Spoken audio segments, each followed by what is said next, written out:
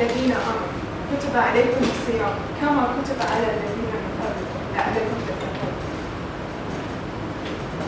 All who you believe, fasting is prescribed for you, as it was prescribed for those who were before you, so you may guard against evil. Thank you, Master Ceremony. Ladies and gentlemen, most honorable guests, good evening. Good evening. Praise be to God, the Lord of the world, and may His blessing and peace be upon our Prophet Muhammad and his family and companions. The month of Ramadan mentioned once in the Holy Quran, and God says, the month of the Quran is which was believed in the Quran. Fasting is the fact that for abstaining from feeding the body, and in order to focus on the God's love and trust, and obtaining for feeding the spirits. Usually Muslims fast for 29 or 30 days, and they break their fast when the census is due. Here I have some of good things that we do in Ramadan that will help us to make our Ramadan more spiritual, helpful, and hopefully that it would take us, or it would help us to develop into habits, and we will carry it on with us in the future. Piety and faith. First, reading Quran. You will be rewarded 10 times for every letter you read in the Quran. So what if we finish the whole Quran in this month? Second, increase your remembrance of God. God says, oh, who you believe remembers God with much remembrance. So whenever you're free, you're doing something, just remember God. That gives you power and blessings. Providing food for breaking the fast. For example, when Ramadan is a special month for inviting people in your house. So whenever you provide a food for fasting people, you will be rewarded as same as the fasting people. So as simple as that. Give charity. Give extra charity. You can give charity with a smile. Give charity with helping poor people. Give charity when an elderly guy wants to cross the road. As simple as this. A little thing you do, a better you get from God.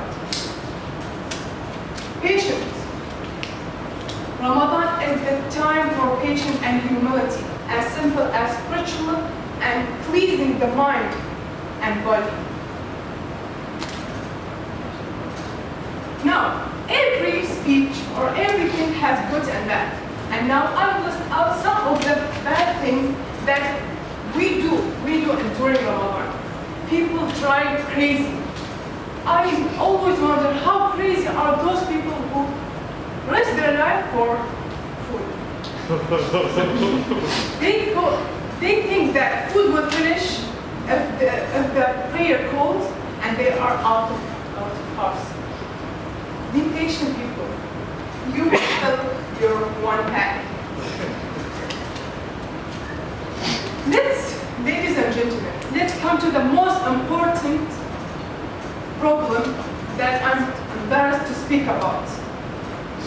We, as Muslims, we as Arab people, love food.